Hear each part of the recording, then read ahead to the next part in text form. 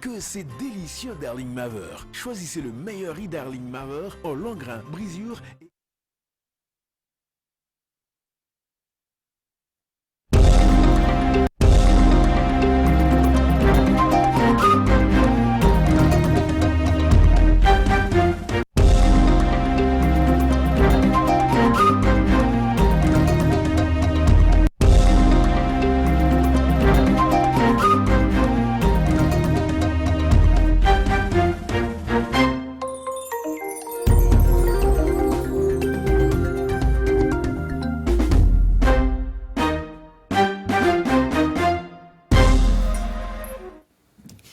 L'altruisme, célébré et récompensé, le Burkina salue l'engagement des donneurs bénévoles de sang. Une journée nationale autour de la thématique du sang sécurisé pour sauver des vies. Nous serons à Dédougou pour l'hommage. Une année scolaire sous le double défi sécuritaire et sanitaire. Il faut malgré tout reprendre le chemin des classes. Quelle thérapie administrer quand on sait le système éducatif aussi confronté à la fronde sociale? On en parle ce soir dans l'un des dossiers de la rédaction et avec le ministre de l'Éducation nationale. Il est l'invité de cette édition. Bonsoir, monsieur le ministre. Bonsoir. Autre dossier consacré cette fois-ci à la filière manioc.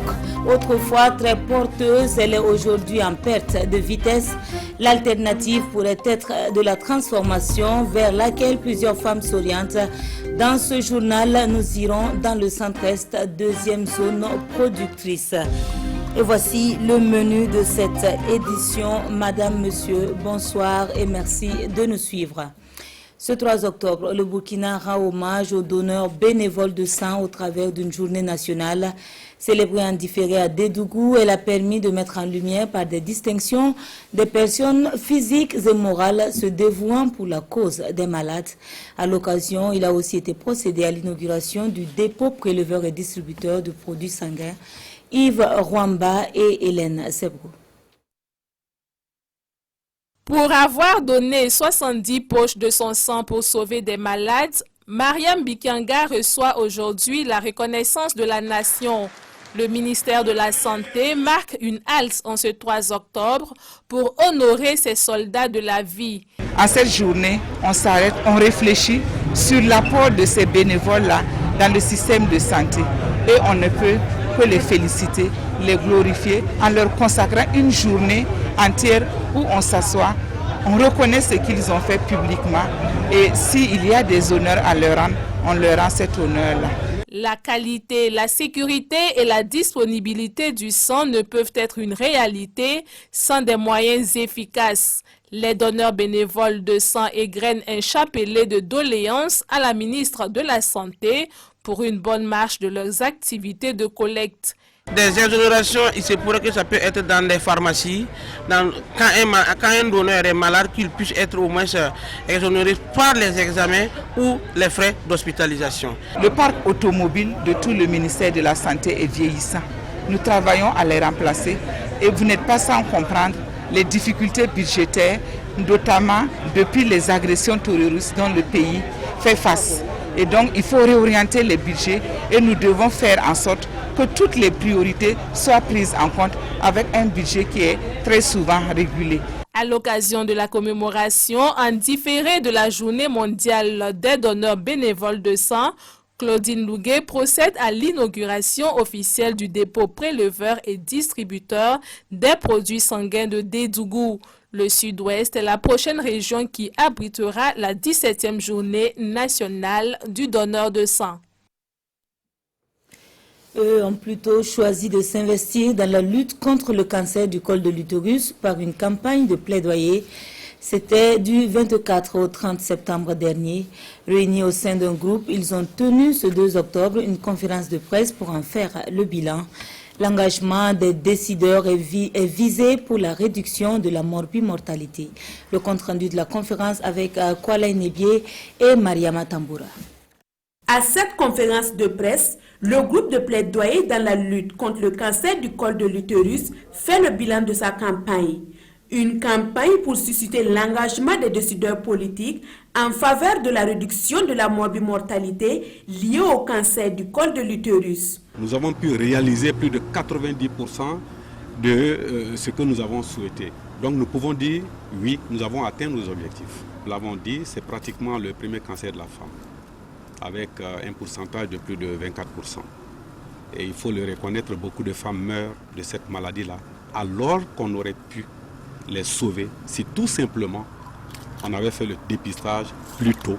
Parmi les priorités de plaidoyer sur la lutte contre la maladie, il y a l'interpellation du ministère de la Santé pour la révision du programme élargi de vaccination en y intégrant d'ici à 2020 un vaccin contre le cancer du col de l'utérus au profit des filles de 9 à 13 ans dans le calendrier vaccinal. Les premiers responsables de la santé pour ce qui est de la vaccination, déjà là il y a un acquis, vous avez entendu notre collègue qui l'a dit, ça c'est déjà une satisfaction énorme. Le cancer du col de l'utérus est le plus mortel devant celui du sein et le collectif de plaidoyer invite les femmes âgées de 25 à 55 ans à aller se faire dépister. Nous le disions en titre, élèves et enseignants ont repris le chemin de l'école dans un contexte de maladie à coronavirus. L'année scolaire 2020-2021 reste pour tous les acteurs de l'éducation celle des grands défis. Au sanitaire, il faut ajouter le sécuritaire sans oublier la fronde sociale. Que faire pour garantir le succès du système éducatif? Quelques éléments de réponse avec Draman Adatian. Enfin la rentrée des classes, après des vacances à rallonge. 6 mois passés à la maison, coronavirus faisant, certains de ces élèves ont su s'occuper utilement.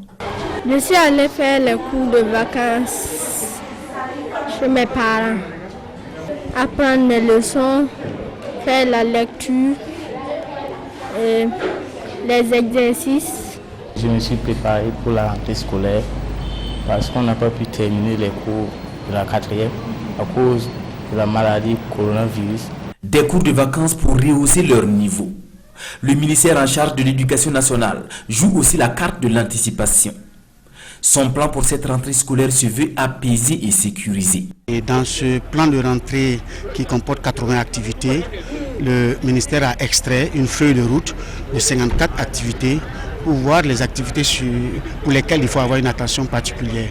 Et donc c'est autour de 4 axes sur l'organisation administrative et pédagogique, sur l'éducation en situation d'urgence, sur le renforcement du dialogue social, de l'information, sensibilisation et communication, et comment est-ce que nous allons coordonner et suivre les différentes activités. Le ministère a élaboré des instructions officielles de rentrée et qui, il faut le rappeler, ont mis essentiellement l'accent sur le fait que pour ce premier trimestre-là, nous allons prendre 45 jours, 1 mois et demi pour achever les programmes des classes intermédiaires afin de dérouler maintenant les programmes pour la nouvelle classe.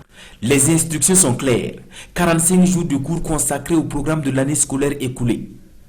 Une mesure sous forme de mémorandum à respecter. Voilà, nous avons fait sortir une note pour le rappeler parce qu'il était de bon ton quand même qu'on rappelle les enseignants qu'ils doivent essayer de terminer avec le programme de l'année passée avant de pouvoir continuer avec le programme de l'année en cours. Donc les répartitions mensuelles qui nous sont parvenues et qui n'avaient pas respecté ces consignes-là ont été retournées. Pour commencer un cours, il faut des prérequis.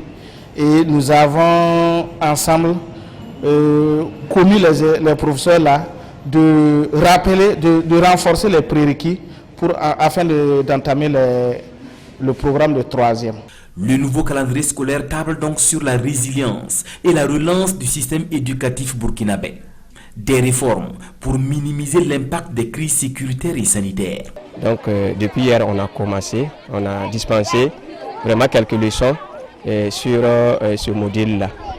Voilà, et on doit encore repartir un peu en arrière pour pouvoir respecter ce qu'on appelle le mémorandum, les cours inachevés pour pouvoir achever ça pour un délai de 45 jours. Au privé ici il y a des heures qui doivent venir s'ajouter. Et du coup, ça touche le côté budget. Donc c'est ça. Mais ici, les mesures ont été prises. On va revoir tout ça sans problème.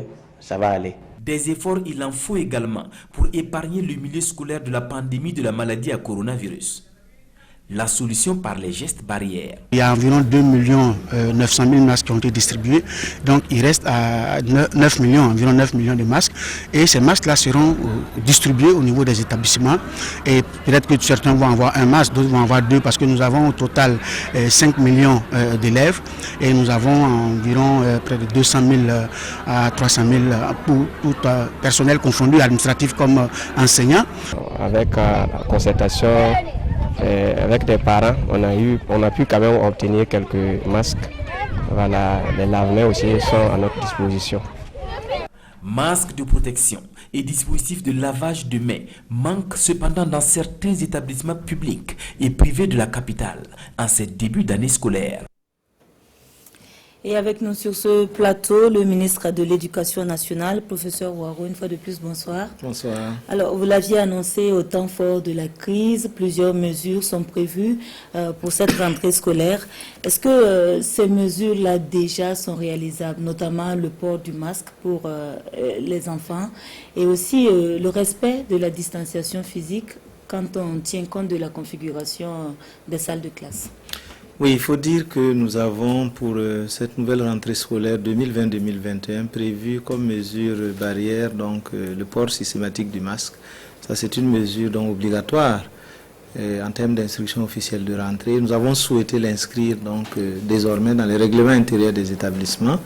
Et à côté de cela, la deuxième mesure barrière, c'est le lavage systématique des mains avec du savon ou du gel. Par contre, la distanciation physique, nous n'avons pas retenu cette mesure-là cette fois-ci parce que nous ne pouvons pas la mettre en œuvre. Alors, la difficulté que nous avons pour ce qui est du port du masque, c'est la difficulté même que la population a à porter le masque. Parce que ces enfants qui viennent à l'école sont issus de nos familles. Les parents refusent de porter le masque. Personne ne le porte. Dans les activités au quotidien, non, les gens ne respectent pas du tout les mesures barrières, les gens se saluent. Et nous avons des difficultés, quand c'est comme ça, à pouvoir les faire respecter dans les établissements. Mais nous allons à la sensibilisation, c'est ce que j'ai souhaité, qu'on puisse continuer de sensibiliser. C'est pour ça que le premier coup de rentrée est organisé autour donc, du module donc, de sensibilisation sur la COVID-19 qui a été élaboré avec l'appui et la collaboration du ministère de la Santé afin qu'un certain nombre de choses soient respectées en attendant qu'on puisse aller plus loin à terme donc, vers des mesures donc, de sanctions pour ceux qui n'auraient pas porté en leur demandant de repartir chercher les masques pour revenir éventuellement. Alors, et pour ce qui concerne les écoles qui n'en font pas une obligation? Non, c'est-à-dire qu'aucun établissement ne peut ne pas en faire une obligation. Ça fait partie des obligations. Nous avons élaboré des instructions officielles de rentrée et donc on parle d'instruction, on ne parle pas de sensibilisation, ni d'information, ni de négociation. Ce sont des instructions. Ah oui, forcément. Mais maintenant, comme j'ai dit, nous vivons dans une société assez difficile où donc les adultes refusent même de porter le masque et donc nous allons à la sensibilisation et puis à un certain moment donné on va être amené justement à rendre cela totalement obligatoire. D'accord. Alors il est question également d'une période de rattrapage 45-50 jours. Tout à fait. Juste avant d'entamer le programme de l'année en cours. Est-ce que cette mesure-là aussi est effective au niveau de toutes les écoles et de tous les lycées? C'est une mesure obligatoire, hein, c'est une instruction comme j'ai dit et donc c'est obligatoire. Ce n'est même pas possible au regard de ce qui s'est passé de pouvoir venir commencer un nouveau programme comme ça. Donc nous avons instruit en tenant compte de l'expérience que nous avons vécue du 1er juin au 11 juillet où nous avons pris 1 mois, 11 jours, donc 41 jours pour achever les programmes des classes d'examen afin que les élèves puissent prendre part aux examens. Et vous avez vu que les résultats étaient meilleurs à ceux de l'année dernière. Et nous avons, sur la base de cette expérience, dit qu'on pouvait en 45 jours achever les programmes pour les autres. Et c'est pour cela que nous avons décidé que du 1er octobre au 15 novembre, donc ce soit fait pour le rattrapage des programmes de l'année des classes intermédiaires afin de commencer de nouveaux programmes et c'est effectif effectivement. Et de toutes les façons, partout où ça ne sera pas fait, donc on va attirer l'attention. Vous avez suivi avec moi le reportage où la chef de la circonscription d'éducation de base de Ouaga 6 disait clairement que lorsque donc le déroulé des programmes est arrivé, si ça ne respectait pas cette instruction, c'était systématiquement refoulé. D'accord.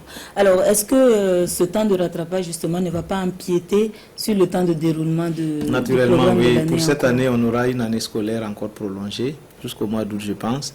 Et puis après, on va retomber sur nos pieds. Ça, c'est tout à fait normal.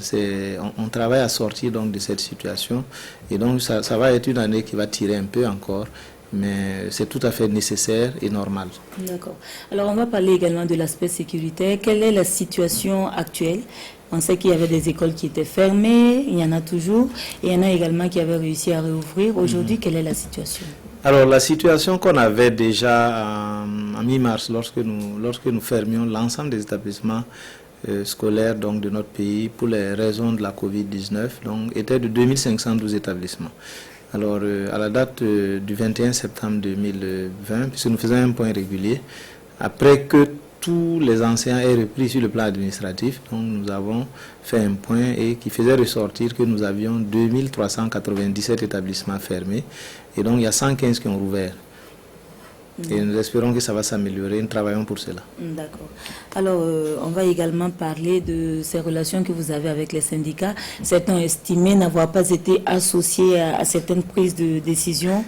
Pour ce qui concerne la présente rentrée, est-ce qu'il n'y a pas de risque que l'année se retrouve compromise? Bon, ça dépend de la compréhension du niveau d'association. C'est ce que j'ai dit. Je ne veux pas frustrer les partenaires sociaux. Je travaille bien avec eux. C'est vrai qu'il y a par moments des difficultés, on ne se comprend pas, mais tout le monde œuvre, je pense, au bon devenir de notre système éducatif. Et donc, quand vous parlez d'instruction, vous ne pouvez pas être là en train de discuter sur certaines questions. Donc, nous faisons un travail technique sur le terrain. Et à partir d'un certain moment, lorsque nous jugeons nécessaire d'associer les partenaires, nous les associons. Toutes les décisions que nous avons prises, ils ont été associés, mais à partir d'un certain moment. Maintenant, il y en a peut-être qui souhaitaient être associés dès le début, mais je considère que ce n'est pas leur rôle. Et c'est pour cela qu'on ne les a pas associés au début. À partir du moment où on a considéré qu'à partir de ce moment, ils pouvaient être associés, on l'a fait. C'est le cas, par exemple, pour l'arrêté que nous avons pris, qui annulait un arrêté qui devait nous amener, pour la rentrée scolaire actuelle, à faire en sorte qu'au niveau du collège, tout soit gratuit. Ce n'était pas possible, même financièrement.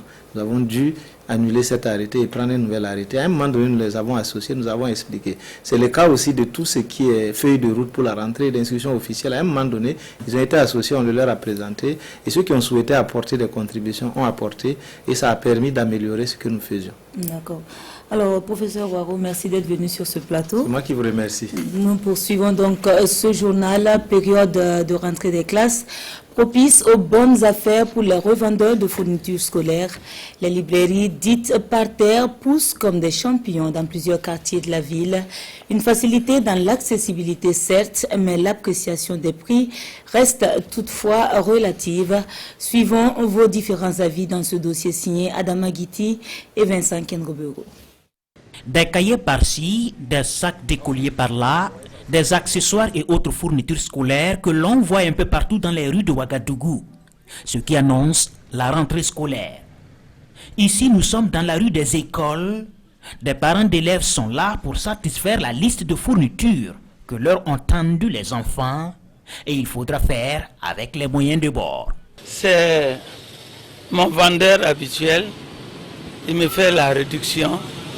Donc je trouve que ça va, sauf que c'est une période très très difficile.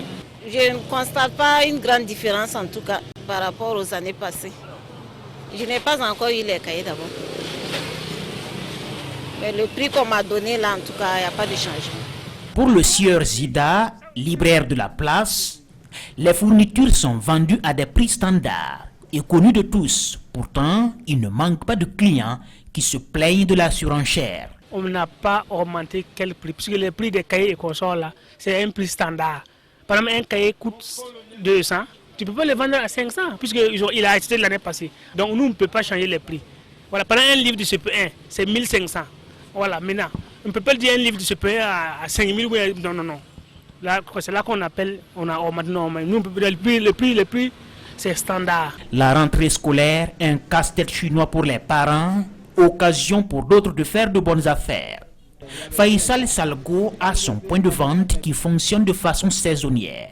Il ouvre à chaque rentrée scolaire pour refermer tout le reste de l'année. Comme chaque année d'ailleurs, nous le faisons, c'est la 3e édition.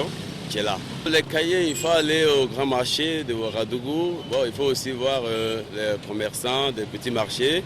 Voilà, ils sont très abordables. Voilà, et donc c'est là-bas nous ravitaillons. Pour certains parents, pas question d'acheter leurs fournitures dans la rue. Ils préfèrent aller en librairie. C'est le cas de Bruno Bambara et d'Alida Zundi. Le prix des cahiers, c'est un peu abordable. C'est à 155 francs. Au dehors, c'est 100 francs, 80 francs. Donc il y a un peu de différence, quoi. Le marché est assez intéressant parce que les prix qu'on voit ici, il y a de la qualité. C'est d'abord la qualité qui fait le prix. Que ce soit en librairie ou chez les vendeurs occasionnels, le business des fournitures scolaires bat son plein et à chaque vendeur, sa clientèle. Parents de familles victimes d'inondations, ils n'ont plus à s'inquiéter pour l'acquisition des fournitures nécessaires à la scolarisation de leur progéniture. L'association Action en faveur de l'enfance déshéritée pense à eux à travers une opération de don qui s'est déroulée à la mairie centrale de Ouagadougou. Le compte-rendu de Nongba Kouda et Sekou Zongo. Des cahiers, des sacs, des ardoises, ce sont là un ensemble de fournitures scolaires que l'association Action en faveur de l'enfance déshéritée offre à la mairie centrale de Ouagadougou. Ces kits scolaires sont destinés aux enfants vivant dans les familles ayant connu des inondations cette année. Malheureusement, avec ces séries d'inondations que notre pays a connues, il y a beaucoup de familles qui n'auront pas les moyens pour payer les fournitures scolaires à leurs enfants. Et notre association ACFED étant une association qui œuvre dans le domaine de l'éducation, de la promotion de la petite enfance en difficulté, de l'insertion sociale, l'épanouissement des enfants, et nous devons donc le devoir d'accompagner ces enfants. Un geste qui vient soulager les bénéficiaires déjà dans des conditions difficiles. Quand on parle d'un sinistré, vous savez que quels que soient les moyens de cette personne-là, si il est dans son état de sinistre-là, les moyens font défaut. On peut seulement au nom de la mairie lui dire merci et appeler d'autres associations à emboîter son pas. L'association Action en faveur de l'enfance déshéritée ne compte pas s'arrêter en si bon chemin. Elle envisage construire un parc en faveur des enfants déshérités dénommé Youpilan Mogonaba, foi des premiers responsables de l'association. Ils sont responsables de la bonne tenue et de la bonne conservation des fournitures. Il s'agit des relieurs professionnels réunis en Assemblée générale ce 3 octobre. Une rencontre qui a permis d'amender les statuts et règlements intérieurs et élire de nouveaux membres. Nongba Kouda et Vincent Kenrebeu. Ils sont un maillon de la chaîne de production des livres. Eux, ce sont les relieurs qui veulent mieux organiser et valoriser leur profession. Les relieurs professionnels sont ici réunis pour mettre en place leur association nationale. Au cours de la rencontre, les participants vont examiner les statuts et règlements de l'association et mettre en place leur bureau. La restauration, justement, est une étape essentielle pour donner une seconde vie au livre. C'est pour cela que nous avons adhéré entièrement à l'initiative pour justement structurer ce maillon, j'allais dire, de la chaîne du livre. L'un des objectifs de l'association sera de travailler à la restauration des vieux livres et faciliter leur conservation, faisant ainsi de la reliure une activité importante dans la sauvegarde du patrimoine littéraire. Il y a les gens qui ont les vieux livres à la maison, qui sont abîmés, qui sont gâtés. Et je ne sais pas quoi il faut faire. Bon, c'est notre métier. C'est les raisons pour lesquelles nous avons voulu créer une association. Ceux qui ont le livre, qui sont à la maison, les sociétés de services, de tout, ils peuvent nous contacter. On peut reprendre ça. Étant dans le domaine du livre, nous recevons quotidiennement des livres. Et vraiment, c'est qu'il y ait de la qualité, il y a beaucoup de choses qui restent à désirer. Et cette initiative est vraiment à saluer parce que ça va permettre d'améliorer vraiment l'industrie du livre. L'association naissante des relieurs professionnels compte dans les mois à venir mettre en place des représentants dans les villes de Bobo-Dioulasso, Waïguya, Koudougou et Tenkodogo. À Dori, on parle formation professionnelle avec la journée régionale à elle dédiée. L'édition de ce 3 octobre est marquée par des expositions de produits du terroir sahélien et des visites de projets financés grâce aux partenaires financiers. Depuis Dori, nous suivons le témoignage de Souleymane Kwanda et Pinidie Yanou. Une exposition des produits Made in Sahel, une rencontre avec les autorités et les bénéficiaires en matière de formation professionnelle. Bienvenue à la journée régionale de la formation professionnelle et de la création d'emplois du Sahel. Deuxième édition du genre qui a connu la présence de la France, partenaire financier à travers son ambassade. Il est bon que lorsque vous exprimez un besoin auprès d'un partenaire, à un moment donné, il faut le faire venir pour qu'il constate de visu l'usage qui a été fait de sa contribution. Ça met tout le monde en confiance et ça permet aussi de découvrir qu'il y a des potentialités à valoriser. C'est important pour moi de venir parce qu'on ne peut découvrir une région et les problèmes d'une population qu'en venant à la rencontre de cette région et de cette population. La France, elle déploie pas mal de projets à Dori ou dans la région du Sahel d'une manière générale, pas seulement à Dori mais dans la région du Sahel. Il y a des projets qui sont financés par l'Agence française de développement et notamment dans le cadre du projet 3 frontières. Vous savez qu'ici on va effectivement apporter des constructions ou des réhabilitations d'écoles, de centres de santé.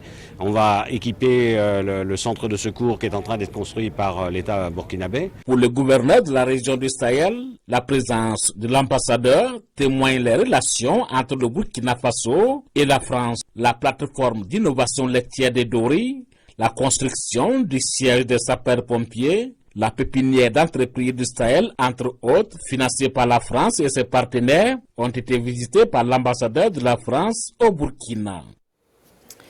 Une filière qui a du plomb dans l'aile, conséquence de la crise sécuritaire qu'elle subit de plein fouet. Il s'agit de la production du manioc dans la région du centre-est. La zone, deuxième productrice, s'oriente de plus en plus vers la transformation, notamment avec les femmes de Bitou. L'initiative séduit d'autant plus que la demande est supérieure à l'offre. Notre équipe composée de Kounsoun Koulibaly et Tanga Kafando était sur le terrain. Le processus de transformation nous est détaillé dans le dossier à suivre. Cette année, Mustapha Zampaligré a produit 1,5 hectare de manioc à quelques encablures de Bitou. Sa production est prête, mais il peine à l'écouler. Les quelques rares clients étant ces femmes qui viennent à la veille de chaque marché de Bitou. Nous venons chaque fois payer le manioc à bord champ. En tout cas, on s'en sort bien.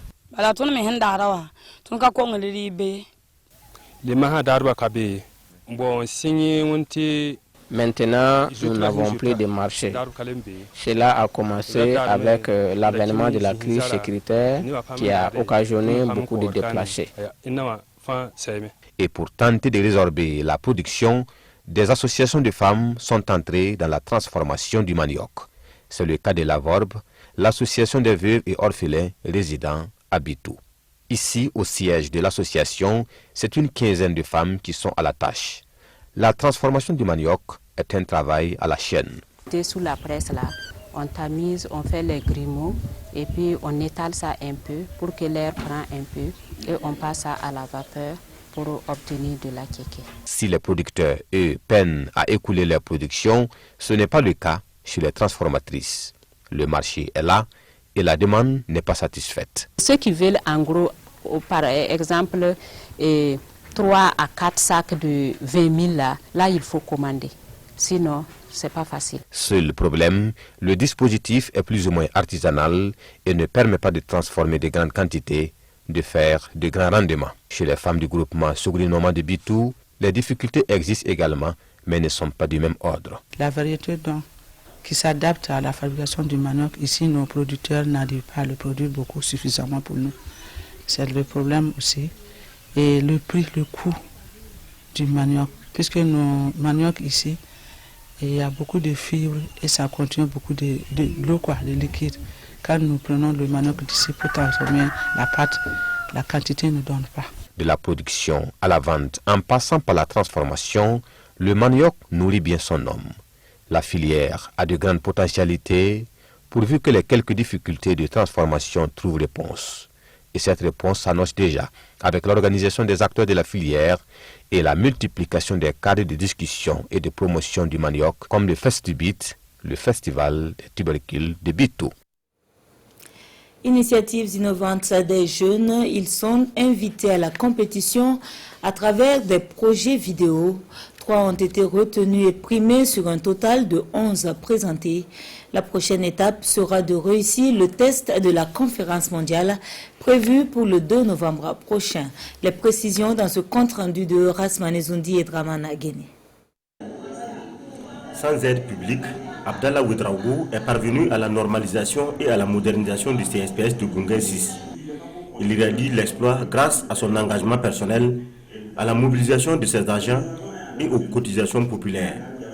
C'est une initiative qui est récompensée ici au cours de la finale de la compétition vidéo sur les initiatives innovantes des jeunes du Burkina.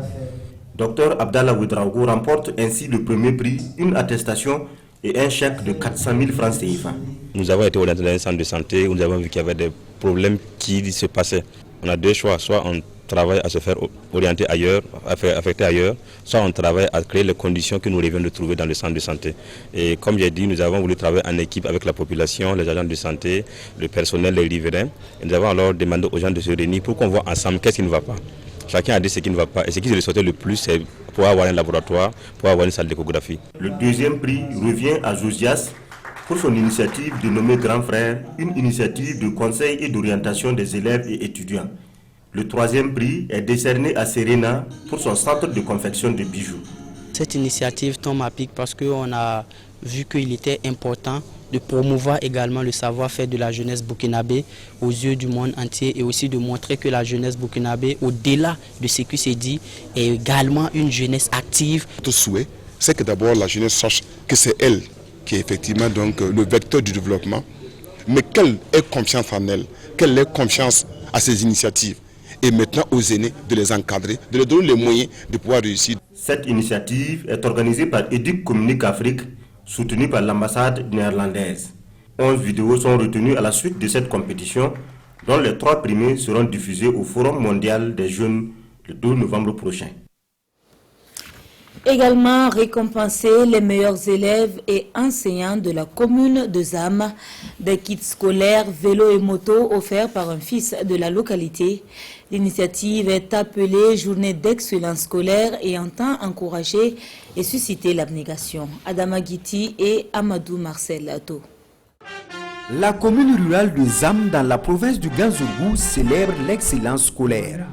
Les plus méritants de la communauté éducative, élèves et enseignants, de même que les circonscriptions d'éducation de base, voient leurs efforts reconnus avec des kits scolaires, des vélos, des ordinateurs et des motos. Ce que je recherche, c'est juste la satisfaction des élèves, c'est juste la satisfaction des enseignants et prier Dieu pour que les enseignants et les élèves redoublent d'ardeur pour que l'éducation, donc les résultats donc scolaires soient toujours les meilleurs dans la commune de Zam. Nous élèves, nous voyons cet accompagnement comme une motivation à travailler davantage et nous prenons l'engagement de garder toujours haut le flambeau de l'excellence durant notre cursus scolaire. Promouvoir l'éducation, c'est promouvoir le développement de la commune de Zam, selon le promoteur Vincent Kabouri, d'où le soutien des autorités ressortissantes de la localité. Maître Vincent a décidé de fêter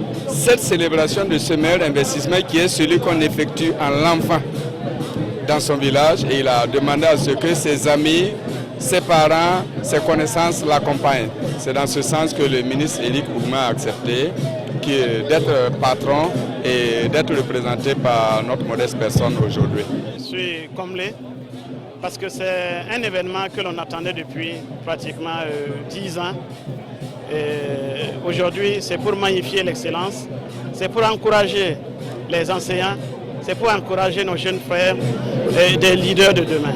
Au-delà de l'éducation, cette journée d'excellence a également célébré la cohésion entre les fils et les filles de Zam, mais aussi la fraternité avec les communes voisines comme Boudry.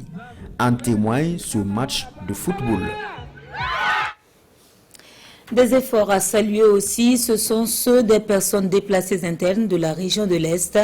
Certaines d'entre elles, loin de se laisser gagner par la fatalité, développent des initiatives pour leur autonomisation financière. Immersion dans leur quotidien avec Désiré Ilboudo et Ibrahim Sanou. Marie Nadinga vit dans ce quartier périphérique de Fadangourmand depuis maintenant 6 mois. En plus des appuis divers, elle fait de la couture et quelques petits boulots pour subvenir aux besoins de sa famille.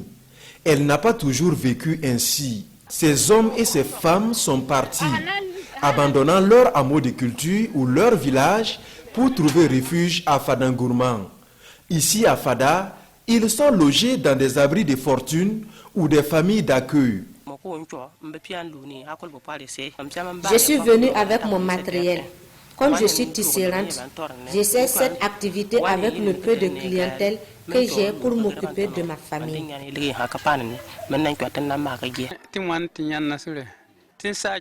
Nous sommes là il y a 6 mois. Nous venons de Nassougou. Nous avons été enregistrés, mais jusque-là, nous n'avons pas eu de soutien. Je collecte le bois mort en brousse pour pouvoir vendre et subvenir aux besoins de la famille. Cette situation est prise à bras le corps par les premiers responsables de l'action humanitaire, même si des difficultés ne manquent pas. La stratégie qui a été adoptée dans la région de l'Est, c'est la stratégie de la famille d'accueil. Ce qui veut dire que nous n'avons pas de site ou de camp pour les personnes déplacées internes dans toute la région.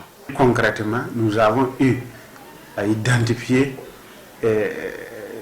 dans un premier temps 535 ménages qui ont bénéficié d'abris pour renforcer les capacités d'accueil de ces familles-là. Ensuite, à l'heure actuelle, nous devons encore identifier 580 ménages qui doivent bénéficier du renforcement, en tout cas en termes de capacité d'accueil des familles. À l'heure actuelle, le nombre de déplacés internes dans la région de l'Est est estimé à plus de 130 000 personnes. Malgré les difficultés, certains ont su s'adapter, mais leur souhait majeur est de pouvoir retourner un jour dans leur milieu d'origine. Et c'est parti depuis jeudi dernier à Saba pour la 4e édition du village d'expression des musiques africaines de Ouagadougou, Vemao. Plusieurs talents de la musique burkinabé vont se succéder sur une même scène et ce pendant 4 jours. Le Vemao, c'est aussi un espace gastronomique et une rue marchande que nous découvrons avec Alidou Badini et Amadou Marcel Ato.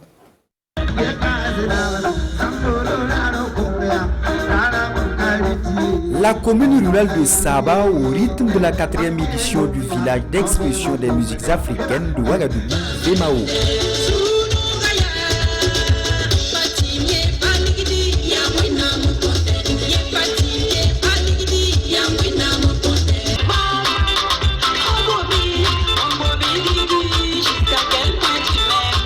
Comme ces artistes, 4 jours durant, la crème de la musique burkinabé va se déporter sur cette même scène afin de communier avec les festivaliers. Flobi sera là, Abibou Sawadro qui est la marraine artistique sera là, Ahmed Smani sera là, Tania sera là, Des Altido sera là, Sana Bob, Malcolm, ils sont nombreux.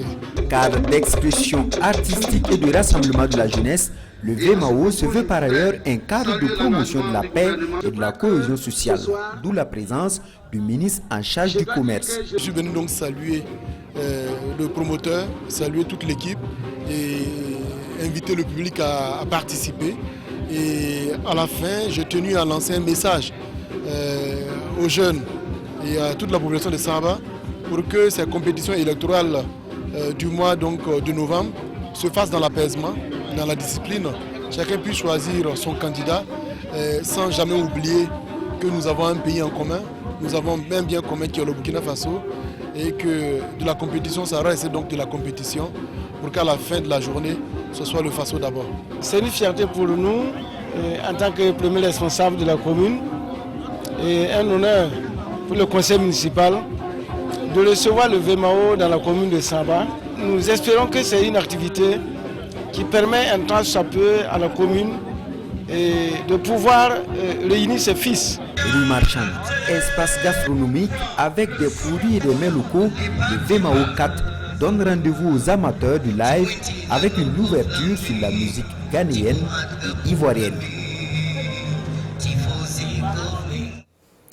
Et c'est ce qui referme l'édition de ce soir. Merci de nous avoir suivis.